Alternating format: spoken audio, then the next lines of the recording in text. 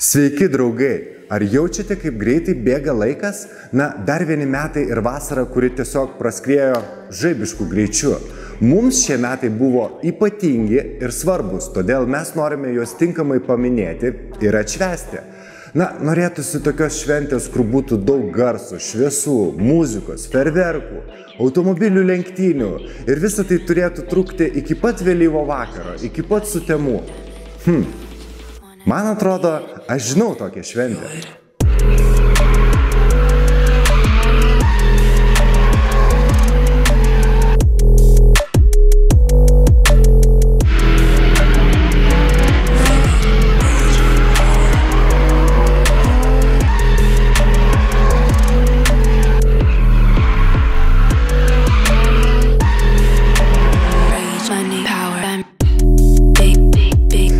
O jei jums kyla klausimas, kas tokio svarbaus šiais metais įvyko ir kodėl mes esame taip nusiteikę, tai visų pirma, didelis ir modernus antikorozinis Crown centras atvėrė duris Kaune, kur visi žmonės savo automobilius gali apsaugoti nuo korozijos. Ta galima padaryti greitai ir efektyviai per porą valandų, kol mūsų klientai geria kavą ar žiūri televizorių, mes rūpinamės, kad jų transporto priemonės tarnautų ilgai ir patikimai, būtų saugios ir nerūdytų.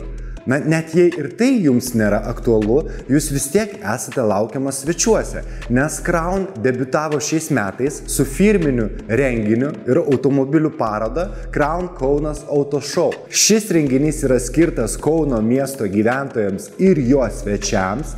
Čia pamatysite daug senų, išskirtinių, modifikuotų ir klasikinių automobilių, todėl sekite vasaros renginių kalendorių ir būtinai aplankykite mus. Atėjo laikas ir mums keliauti į drifto renginį, trūksta tik tai linksmos geros kompanijos ir aš žinau, kur ją galima rasti. Mes atvažiavome į Kaune esantį Classic Car Loft centrą, į dirbtuves, kur rasime daug senų, klasikinių, įspūdingų istorinių automobilių ir beje visa komanda čia užsiima restauraciniais darbais. Tai yra tikrai unikali, labai įdomi vieta, kurią siūlau tau ir pamatyti. Ten laukia gražios, žavios merginos, kurios papuoš mūsų šios dienos kelionę, šventę ir tikrai bus šauni linksma diena. Labą dieną! Gražias merginas galima rasti tik tarp gražių automobilių. Šiandien gavom netikėtą skambutį, sakot, važiuojam į Matsūrį, pažiūrėti lenktynių. Ir aš iškart pradėjau galvoti, kas tas bus yra iš automobilių sukurta lenktynėm. Tai šitas, aš galvoju, tiktų 100 metų senolis. 100 metų senolis. Tada šitie. Tai aš žiūrėjau, su kuo važiuojam? Ar čia, ar ne tokios mūsų lenktynės įmat? Tai tada važiuojam, jūs parodysit mums kitokios technikos. Bet pažiūrėkit, kokią čia kolekciją jie yra sukaupę. Ferraris, Corvette, Mercedesas, Mustangas, Mercedesai, Bentleys. Praleidai Porsche. Kuri tavo mėgstamiausia mašina? Mano mėgstamiausia? Aš galiu ištarti ir ne taip, bet kiek atsimenu per Google vertėją, kai tikrinau, tai sakė Avions Voisin. Jeigu aš ne taip tariu, tai iškart atsiprašau. Kodėl tau nepatinka? Nes jos yra labai unikali istorija, kaip jinai čia atsirado. Ateikit pas mumis į ekskursijas ir tikrai visas paslaptingas ir intriguojančias istorijas aš jums papasakosiu asmeniškai.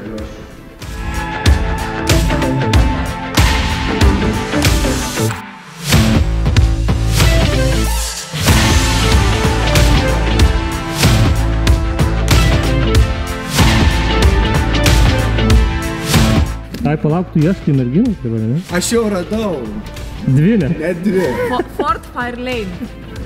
57 metų.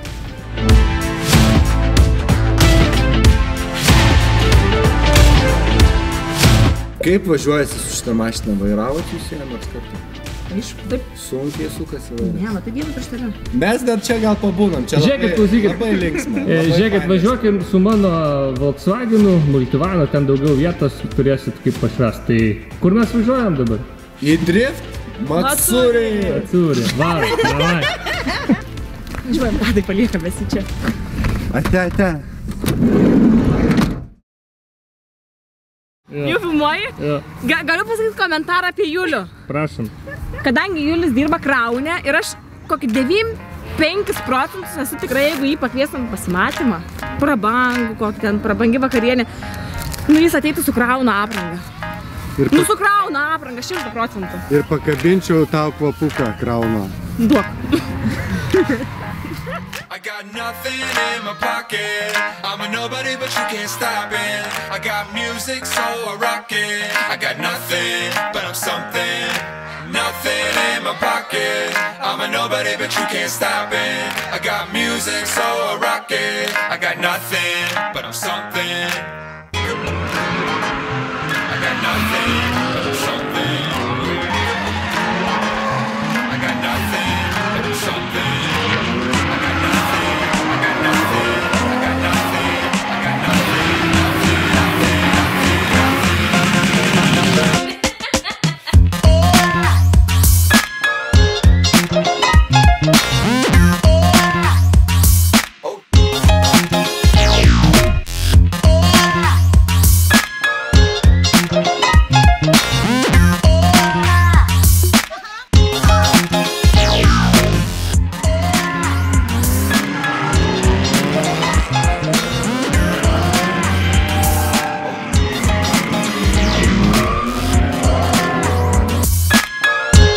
Sveikas, Domai. Dar kartelį susitinkam drifto renginyje.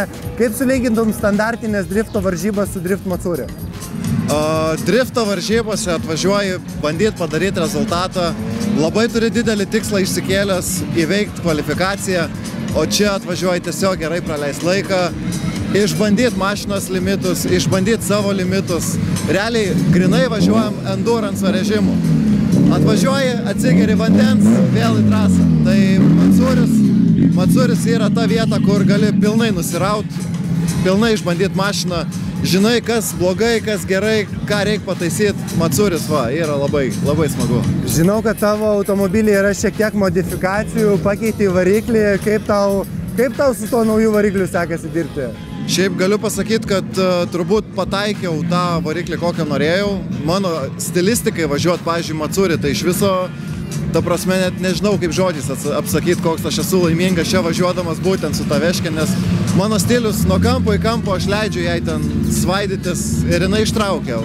Variklis ištraukia, su plyta būdavo, reikėdavo atsargiai, čia beveik be jokių atsargumų. Tiesiog šveiti ir žiūri, kas bus ir pavyksta. Tai man džiauriai patinka, nes labai lengvai ir laisvai jaučiuosi prie vairo.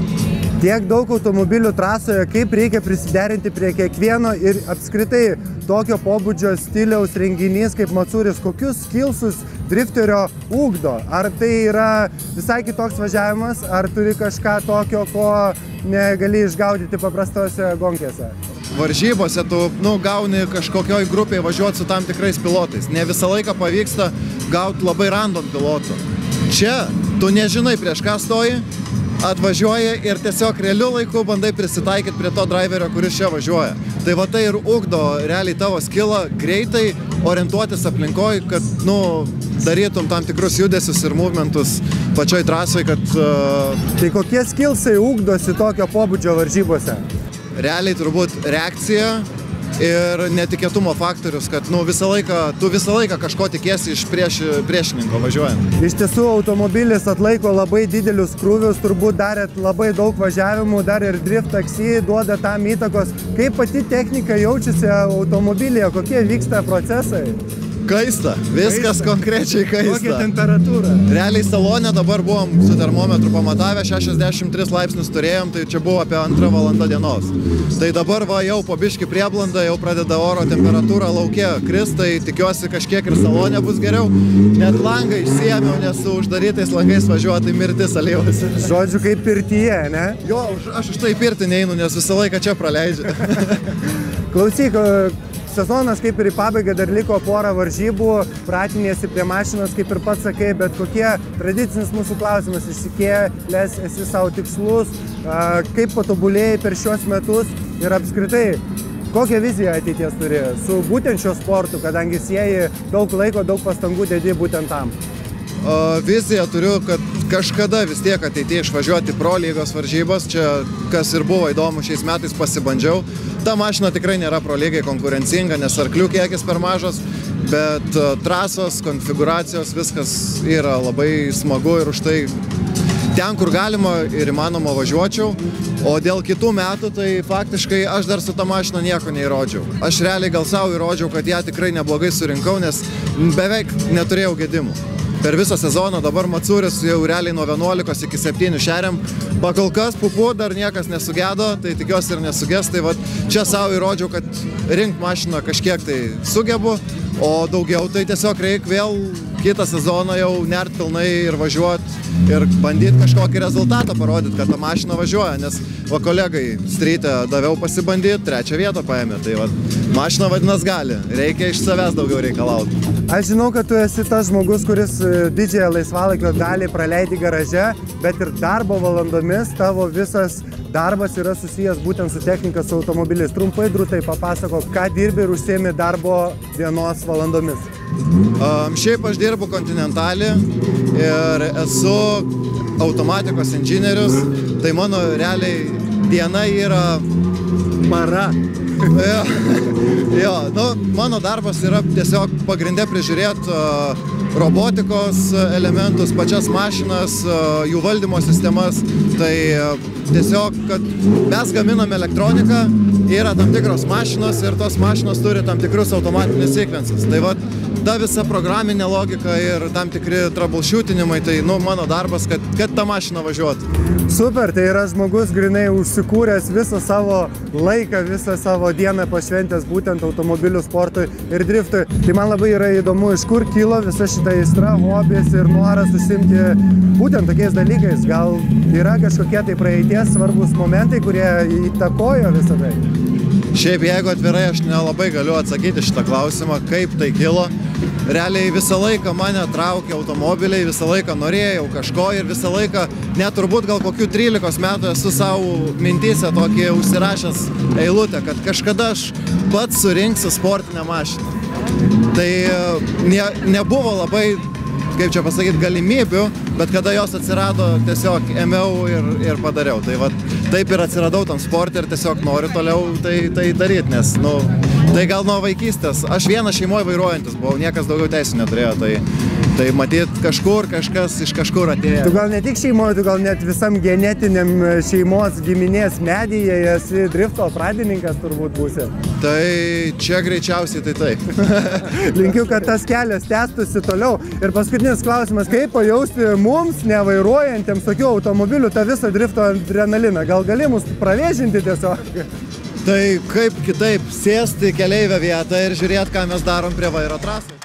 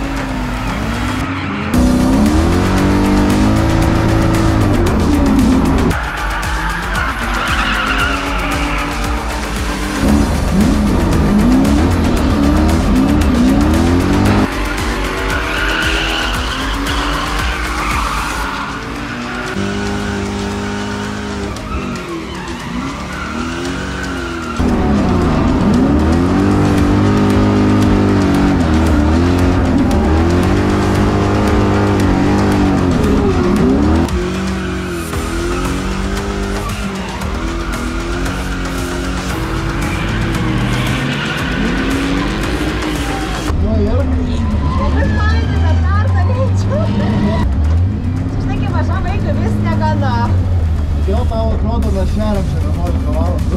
Vis negana. Man ne butą reikėjo pirkti. Ką? Kibirą suvaržti. Prasilikėjai. Žinai, aš kaip mažas vaikas, man gera reikia daug. Aš noriu grifo mašinos. Nusipirk man mašiną.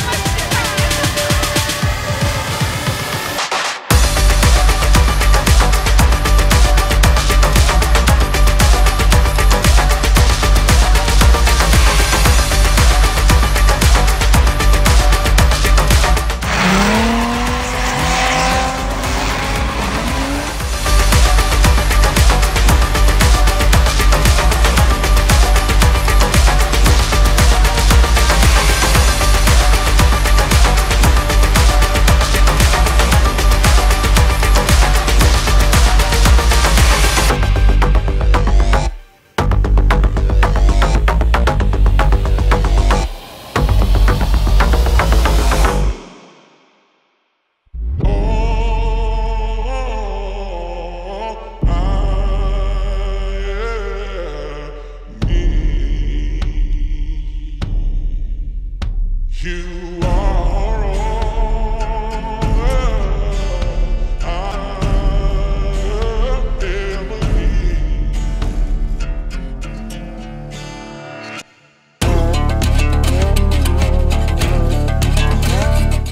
Drift Matsūriją kalbiname mums gerai pažįstamus žmonės. Benediktas, nesi dažnas svečias Matsūriją, kelintą kartą čia dalyvauja? Antrą turbūt. O jų vyksta jau virš 10? Daug jų vyksta, daug. Ir tu dalyvauji su BMW E30, tai yra automobilis, kuris buvo pradininkas viso tavo drifto istorijoje ir karjeroje. Tu pradėjai drift taksi, o čia po daugel metų vėl su juo esi. Kokios emocijos? Šiaip realiai jisai stovėjo garaže ir buvo mintis vieną dieną jį prisikelti. Dėka Aero Customs jie tą mintį užmetė prieš 3 savaitės. Sakau, nu jeigu Hebra, jūs pažadat padaryt, darom. Tai vat ir sutvėrė šitą žaislą vėl ir vėl jisai gyvas. Tai vat. Kiek važiavimų padarei su juo? Šiandien? Taip. Oi, nepasakysiu. Koks skirtumas pilotuoti profesionalų savo turimą automobilį Driftmasteriuose Omano ir važiuoti su senu geru bambuku Matsūryje? Matai, varžybos yra varžybos. Tu ten važiuoji dėl rezultato ir dėl kažkokių pasiekimų. Čia yra šventė. Šventė, kur realiai normalaus bolido būtų gaila, bet šito ne. Matsūris yra kaip kokia intensyvi kardio treniruotė, ne? Ar yra čia vietos ir laiko ugdyti kažkokius tai savo įgūdžius, kažką prisiminti, patobulinti? Faktas, kad kiekvieną tavo minutę praleista už vairo, tai yra kažko ugdymas, moto valandos, jo. Ir niekada tu nepasakysi, kaip taip atsilieps tavo rezultatui ir tavo važiavimui, bet tai yra faktas, tu prie vairo, ne ant sofos. Kaip tavo turimiems pro lygos automobiliams sekasi masteriuose keitėjai variklį, įvairių techninių gedimų, kišo koją techniką, kam dabar ruošiesi ir apskritai šie metai drifte eina į pabaigą, o jūsų sezonas tęsiasi? Panašu, kad jo, mūsų sezonas tęsiasi kiaurus metus ir niekada jisai nesibaigia. Mes pabaigėm Driftmasterių sezoną. Ir dabar dar už 2 savaičių turbūt turėsime Baltijos šalių čempionato finalą Rygoje. Tai yra minčių ten nulėkti sudalyvauti. Dar tokį kaip štrichą uždėti Europoje ir po to matysime. Greičiausiai, kad siūsime kažkurį automobilį į Omaną. Ir yra vilčių, kad galbūt dar šiemet Taivane sudalyvausime varžybose. Žodžiu, 24 valandas, 365 dienas per metus. Tavo galvoje tik driftas? Ne visai taip, bet daug vietos tai užima. Ką norėtum papildyti savo kasdienėje rutinoje? Ko sieki, ar yra dar kur tobulėti tiek su technika, tiek su tavo važiavimo įgūdžiais ir skilsais? Žinai, kaip pasakysiu, visas gyvenimas yra tobulėjimas. Jeigu jau jauti, kad nebėr kur tobulėti, tai reiškia jau gan gyvent. Ar turim galimybę prasilėkti šiandien su šituo senu geru drift taksi automobiliu? Nežinau, matysime pagal situaciją. Kol kas turime linkusią vairo traukę, žiūrėsim. Kadangi toks sezonas pas tave yra įtemptas, kaip vertini šios savo metus, apskritai kokie galbūt nepasiekimai, rezultatai, išvados, trumpa reziumė? Šiaip rezultatą vertinu dviprasmiškai. Tai iš tikrųjų 10 vieta tikrai nėra blogai kaip Europai stipriausiam čempionatui. Driftmasteriuose. Jo, Driftmasteriuose, taip. Bet iš tikrųjų galima buvo ir geriau. Turėjome visokių iššūkių tiek su varikliais, tiek su pačiu automobiliu, bet viskas sprendėmės. Bet kaip faktas, tai kažkiek išakoja bendram rezultatui. Bet visada grįšime stipresni, kaip aš sakau. Bendrai drifto kultūra Lietuvoje, jinai auga, plečiasi, atsiranda naujos taisyklės, dalyviai, sportininkai, automobiliai, renginiai. Kaip matai šį sportą šiai dienai savo akimis? Jisai labai sparčiai tobulėja ir aš labai tom džiaugiuosi, kad jisai taip greitai auga. Tik įdomu, kur tas finišas augimo, žinai, nes finišas vienaip ar kitaip būna. Mato ir norėjau paklausti, ar yra... Ir būna, žinai, visada nėra diagramos visada į viršų, jinai visada kalnais būna, žinai. Tai manau, kad ta diena ateis, bet tikiuosi dar negreitai. O šiaip tai vertinu tikrai, auga Lietuvoje driftas sparčiai ir mane tai žavi.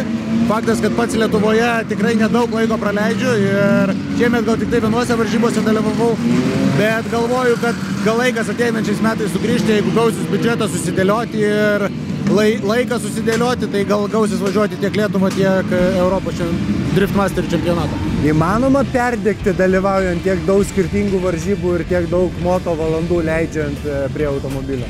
Jeigu tai yra tavo tik tai darbas, tai aš manau, kad ne.